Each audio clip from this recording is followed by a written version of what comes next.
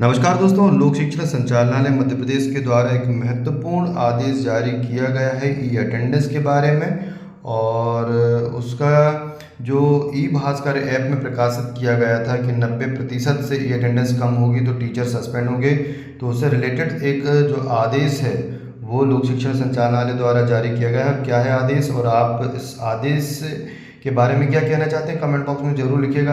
आदेश देख लेते हैं। लोक शिक्षण संचालनालय मध्य प्रदेश और 1 जुलाई 2026 को ये जारी किया गया है। प्रति आयुक्त जनसंपर्क संचालनालय बाणगंगा भोपाल। विषय ई भास्कर ऐप पर प्रकाशित खबर 90% से कम ई अटेंडेंस वाले टीचर होंगे सस्पेंड के खंडन के संबंध में। तो यहाँ इस बात का खंडन किया गया है। किस बात का खंडन किया देख लेते हैं। दैनिक भास्कर जो है ई भास्कर ऐप है, उस पर प्रकाशित खबर 90% से कम ई अटेंडेंस वाले टीचर होंगे सस्पेंड के संबंध में वस्तुस्थिति निम्नानुसार है। नंबर 1, संचालनालय के पत्र क्रमांक 135 दिनांक 1/7/2026 द्वारा शिक्षकों के निलंबन के संबंध में कोई निर्देश जारी नहीं किए गए। यानी कि ये जो खबर है वो असत्य निकली है ई भास्कर ऐप की।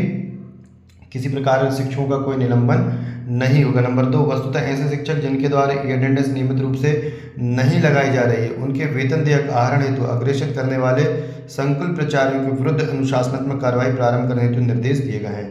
तो यहाँ पर संकुल प्राचार्यों के विरुद्ध अनुशासनात्मक कार्रवाई करने के लिए निर्देश दिए गए हैं जो कि ई अटेंडेंस नियमित रूप से अपने कर्मचारियों से नहीं लगवा रहे हैं। तो उनके वेतन देयक आहरण हेतु अग्रेषित करने वाले संकुल प्राचार्य। तो ठीक है। नंबर 3 यह है कि यह खबर भ्रामक है कि हजारों शिक्षकों के खिलाफ निलंबन की प्रक्रिया शुरू कर दी गई है। सबसे बड़ी बात यह है कि शिक्षक काफ़ी परेशान है। ई अटेंडेंस तो लगाना चाहता है लेकिन कई बार ऐप काम नहीं करता है, कई बार नेटवर्क नहीं मिल पाता है और जो समय अवधि रहती है उसमें शिक्षक लागू नहीं हो पाता है, उसकी अटेंडेंस नहीं लग पाती। और ऐसे में यदि बिना उससे स्पष्टीकरण दिए बिना, जानकारी लिए बिना कि भाई आपकी अमुक दिन की अटेंडेंस क्यों नहीं लगी और यदि उसका वेतन काट दिया जाए तो ये बहुत गलत बात होगी, एक तरफा कार्रवाई होगी। सबसे पहले तो यदि शिक्षक जो एब्सेंट रहा है जिस दिन वो उपस्थिति दर्ज नहीं कर पाया है उससे पूछा जाए कि भाई अमुक दिन की आपकी उपस्थिति नहीं लगी है, कारण पूछा जाए कि किस कारण से नहीं लग पाई है।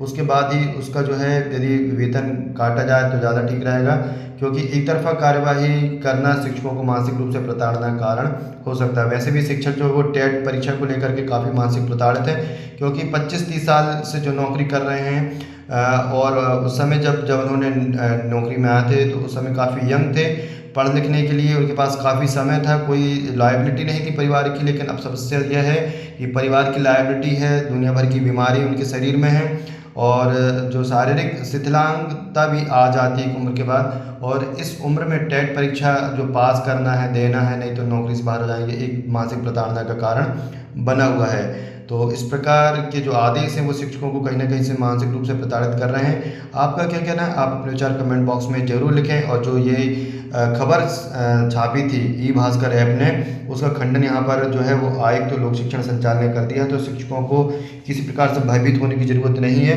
बस यही है कि जो ई अटेंडेंस के आधार पर वेतन देयक बनेंगे तो उनमें एक बार उनसे ज़रूर पूछ लिया जाए कि यदि किसी दिन आप एब्सेंट हैं, आपका उपस्थिति दर्ज नहीं हो पाई है और तो किस कारण से आपने जो है वहाँ छुट्टी नहीं लगाई या आपने किस कारण अनुपस्थित रहे, तो उसका उनको नोटिस जारी करके कारण पूछा जाए। उसी के बाद उनके जो है वो वेतन काटा जाए। और आपका क्या कहना है, आप अपने विचार कमेंट बॉक्स में जरूर लिखें। चैनल को सब्सक्राइब नहीं किया तो चैनल को सब्सक्राइब कर लें। धन्यवाद।